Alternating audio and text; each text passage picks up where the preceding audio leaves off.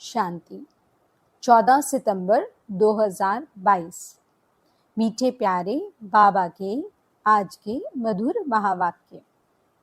बाबा कहते, मीठे बच्चे, यह रावण की शोक वाटिका है जिसमें सब दुखी हैं। अभी तुम रावण को भगा रहे हो, फिर जय जयकार हो जाएगी, सब अशोक वाटिका में चले जाएंगे। प्रश्न, प्रजा में भी ऊंच पद किस आधार पर प्राप्त हो सकता है? उसका मिसाल कौन सा है? उत्तर, प्रजा में ऊंच पद पाने के लिए जो भी चावल मुट्ठी तुम्हारे पास हैं, वह सब सुदामे मिसल बाप हवाले करो। दिखाते हैं ना, सुदामा ने चावल मुट्ठी दी तो महल मिल गए। बाकी राजाई पद के लिए तो अच्छी रीति पढ़ना है, पूरा पवित्र बनना है, अपना सब कुछ इंश्योर कर देना है। गीत। आखिर वह दिन आया आज, जिस दिन का रास्ता तकता था। ओम शांति। परमपिता परमात्मा को खिवैया भी कहते हैं। खिवैया बोटमैन को कहा जाता है, जो बोट यानी नाव में बिठाए उस पार ले जाए। तो बाप खिवैया है, उस पार ले जाने वाला। झूठ खंड में है झूठी कमाई, सच खंड के लिए तो यह सच्ची कमाई है, वह है झूठी कमाई। अभी भारत पतित है। भारत भी कितना बड़ा है, दुनिया भी कितनी बड़ी है। बच्चों की बुद्धि में रहता है, पुरानी दुनिया में पुराना भारत है। कल का भारत अथवा कल की दुनिया क्या होगी? तुम जानते हो अभी कितने मनुष्य हैं, कितने खंड हैं। कल जरूर भारत ही होगा, दैवी राज्य होगा, सोने की द्वारिका होगी। गोया भारत में कृष्णपुरी होगी, लंका नहीं होगी। सारी लंका सोने की नहीं बनती है, भारत सोने का बन जाता है। लंका अर्थात रावण राज्य खत्म हो जाता है, भारत द्वारिका बन जाता है, जिसको कृष्णपुरी कहते हैं। द्वारिका होती है भारत में, भारत सोने का हो जाता है, द्वारिका भी एक राजधानी हो जाती है। कहते हैं जमुना नदी पर दिल्ली परिस्तान था, श्री लक्ष्मी नारायण जहाँ रहते थे। द्वारिका में फिर दूसरी राजधानी होती है। द्वारिका में जब राज्य होता है तब लक्ष्मी नारायण नहीं होते, वहाँ फिर दूसरे का राज्य होता है। कैपिटल जमुना का किनारा है, वहाँ फिर दूसरी राजाई नहीं रहती। अभी तुम जानते हो, यह सारी पुरानी दुनिया भारत सहित जो भी है, यह सब स्वाहा हो जाता है इस ज्ञान यज्ञ में। यह बड़ा बेहद का यज्ञ हुआ ना, इनमें पुरानी दुनिया सारी स्वाहा होनी है। यह बच्चों की दिल में रहना चाहिए। यह रावण की कितनी बड़ी दुनिया है, राम की इतनी बड़ी थोड़े ही होगी। वहां तो भारत ही स्वर्ग होगा, दूसरे खंडों का नाम निशान नहीं होगा। यह समझ की बातें हैं जो बुद्धि में धारण करनी है। आज पुरानी दुनिया है, कल नई दुनिया बनेगी। तुम ब्राह्मण डिनेस्टी ही दैवी डिनेस्टी बनेंगे। ये ब्राह्मण ही पढ़कर नंबर वार डिनेस्टी बनेंगे। अभी शूद्र डिनेस्टी है, आखिर बाप को आना ही पड़ता है। यह दुनिया नहीं जानती। बाबा ने प्रश्नावली के पोस्टर बहुत अच्छे बनवाए थे, जिससे मनुष्यों को बाप का परिचय मिल जाए, परंतु सम्मुख समझाने के बगैर कोई समझ नहीं सकेंगे। तुमको ही बाप कहते हैं, hear no evil, see no evil. ऐसा खिलौना बंदर का बनाया है, तुम भी बंदर मिसल थे। अभी तुम्हारी सूरत बदली है, जिनमें 5 विकार हैं उनको ही कहेंगे बंदर। जैसे नारद की सूरत दिखाई है, उसने कहा कि हम लक्ष्मी को वरें, तो कहा कि आईने में अपना मुंह तो देखो। यह तो एक कथा बना दी है, बातें सारी यहाँ की हैं। कोई पूछते हैं हम लक्ष्मी को वर सकते हैं? बाबा कहते, हाँ, पहले बंदरपना तो छोड़ो, तो क्यों नहीं वर सकते हो?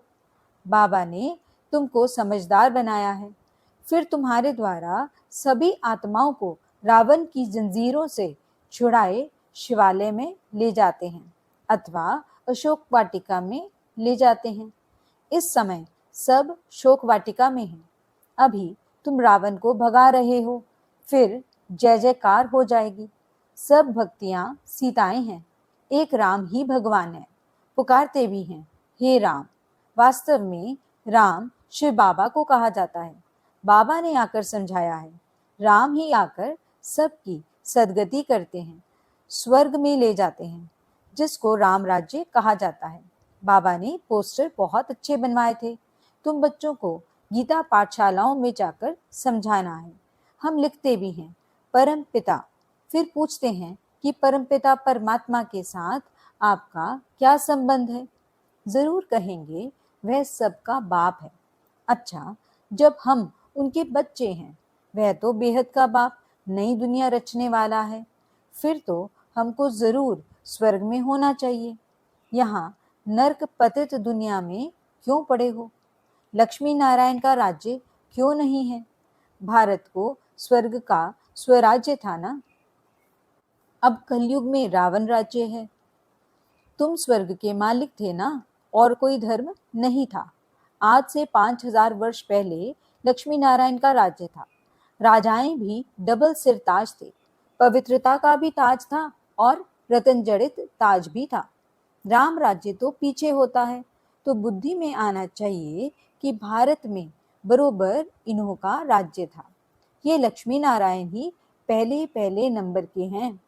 सतयुग में दैवी गुणों वाले मनुष्य थे, फिर 84 जन्म भी इन्हों को ही लेने पड़ते हैं। अब वह लक्ष्मी नारायण कहाँ हैं? सब पतित दुनिया में है ना। फिर उन्हों को बाप बैठ राजयोग सिखलाते हैं। जिन्होंने अपना राज्य गंवाया है, वही फिर राजधानी प्राप्त करने के लिए फिर से राजयोग सीख रहे हैं। तुमको याद है कि हम हर 5000 वर्ष बाद राज्य लेने बाप द्वारा राजयोग सीखते हैं। आधा कल्प सुख का राज्य करते हैं, फिर आधा कल्प रावण राज्य में दुख का राज्य होता है। अभी हम फिर पढ़ रहे हैं, हर 5000 वर्ष बाद भगवान बाप आकर पढ़ाते हैं। भगवानुवाच, कौन सा भगवान? वह तो कृष्ण के लिए कह देते हैं। तुम तो कहते हो एक ही निराकार शिव भगवान है। श्री कृष्ण तो देवता है। फिर पूछा जाता है, प्रजापिता ब्रह्मा से क्या संबंध है? वह तो पिता ठहरा ना, एक दादा एक बाबा। इस समय तुमको 2 बाप हैं, तीसरा है लौकिक शरीर देने वाला बाप। यह 2 हैं प्रजापिता ब्रह्मा और शिव बाबा। लौकिक बाप से तुम हद का वर्षा लेते हो। अब पारलौकिक बाप कहते हैं, मेरे से बेहद का वर्षा लो। परमपिता परमात्मा आकर पतितों को पावन बनाते हैं और राज्य करने लायक बनाते हैं। तीसरा प्रश्न फिर पूछा जाता है कि गीता का भगवान कौन? मनुष्य तो कह देते हैं श्री कृष्ण। तुम कहते हो कृष्ण गीता का भगवान है नहीं। प्रजापिता ब्रह्मा को भी भगवान नहीं कहा जाता है, शिव को ही भगवान कहेंगे, क्योंकि वह है निराकार और यह प्रजापिता ब्रह्मा है साकार। तो भगवान एक शिव ही ठहरा। यह भी बाबा ने समझाया है। तुम शिव शक्तियां हो, सेना भी हो। तुम विकारों को छोड़ निर्विकारी पावन बन अपना राज्य लेती हो। फिर यह रावण राज्य खत्म हो जाएगा। अभी तुम अपनी राजधानी स्थापन कर रहे हो, कल इनके मालिक बनेंगे। लक्ष्मी नारायण को राज्य किसने दिया? हम कहेंगे, इन्हों को राज्य देने वाला परम पिता परमात्मा शिव है, जो अब दे रहे हैं। शिव बाबा कहते हैं, आगे भी हमने तुमको राज्य दिया था, अब फिर सिखला रहा हूँ। यह सब खत्म हो जाएगा, पावन दुनिया स्थापन हो जाएगी। फिर तुम वहाँ सोने हीरों के महल बनाएंगे, राज्य करेंगे। तुम्हारी एम ऑब्जेक्ट ही यह है। सो हम लक्ष्मी नारायण बन रहे हैं। यह है ऊंच से ऊंच पद। इन्हों को किसने पढ़ाया? जरूर ऊंच से ऊंच बाप ने ही पढ़ाया है। अब फिर से राजयोग सीखते हैं, जो फिर भविष्य में यह पद पाएंगे। तत्त्वम्, इतने में सब धर्म खत्म हो जाएंगे। ब्रह्मा द्वारा दैवी धर्म की स्थापना, शंकर द्वारा पुरानी दुनिया का विनाश, फिर विष्णु द्वारा पालना, लक्ष्मी नारायण फिर पालना करेंगे। यह समझने की बातें हैं। तुम्हारी जो जीवन है इनको अमूल्य कहा जाता है। शिव बाबा द्वारा तुम्हें ये लॉटरी मिलती है।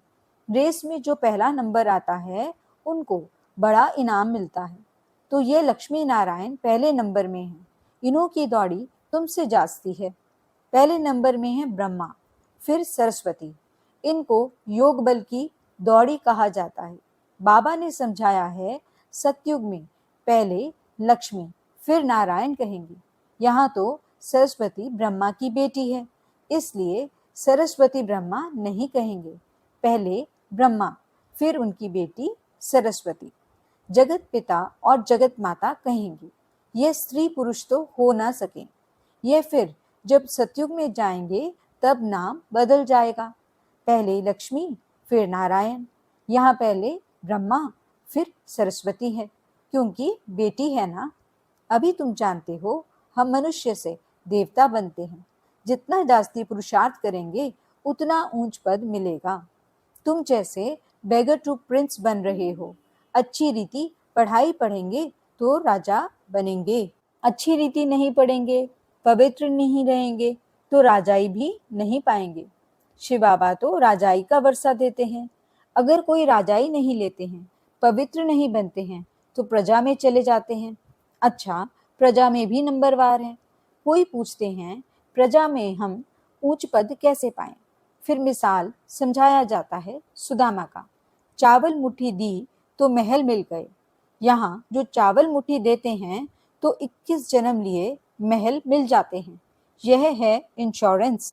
हर एक अपने को इंश्योर करते हैं भगवान के पास। ईश्वर अर्थ गरीबों को देते हैं। कोई अन्न देते हैं, कोई धन देते हैं, कोई फिर मकान बनाकर देते हैं।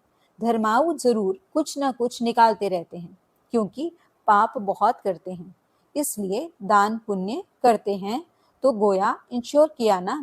दान पुण्य अनुसार दूसरे जन्म में अच्छे घर में जन्म मिलता है। समझो किसने हॉस्पिटल बनाई होगी तो दूसरे जन्म में रोगी कम होगा। कोई ने यूनिवर्सिटी बनाई होगी तो दूसरे जन्म में उनका फल मिलेगा। पढ़ेगा बहुत अच्छा, वह हुआ इनडायरेक्ट दान पुण्य करना। अभी तो बाप डायरेक्ट कहते हैं कि जितना इंश्योर करेंगे 21 जन्मों के लिए तुमको भविष्य में मिलेगा। फिर जितना करो। बाप तो दाता है। शिव बाबा तुम्हारा क्या करेगा? वह तो कहते हैं सब कुछ बच्चों के लिए ही है। मनुष्य दान गरीबों को करते हैं तो ईश्वर द्वारा उनको फल मिलता है। यहाँ भी शिव बाबा कहते हैं तुम मुट्ठी देते हो तो नई दुनिया में तुम्हें 21 जन्मों के लिए फल मिलेगा। चाहे सूर्यवंशी राजाई, चाहे चंद्रवंशी राजाई लो, चाहे साहूकार प्रजा बनो, चाहे गरीब प्रजा बनो, श्रीमत तुमको मिलती रहती है, जिससे तुम श्रेष्ठ राजा रानी बनेंगे या तो प्रजा। सो तो साक्षी होकर देखते रहते हो। बाप कहते हैं तुमको जो चाहे सो लो। इनको इंश्योर्ड मैग्नेट कहा जाता है। यह है गुप्त। अभी तुम जानते हो बाबा सम्मुख आया हुआ है। हमको 21 जन्मों का वर्षा देते हैं। जितना इंश्योर करेंगे, बाबा कहते हैं हमारा बनेंगे तो तुम्हारा हक है राजाई लेना। बाप का कैसे बनते हैं? कहते हैं बाबा हमारे पास यह है। बाप कहते हैं तुम तो कहते हो ना यह सब ईश्वर ने दिया है, बस ऐसा नहीं समझो यह मेरा है। अपना ममत्व नहीं रखो।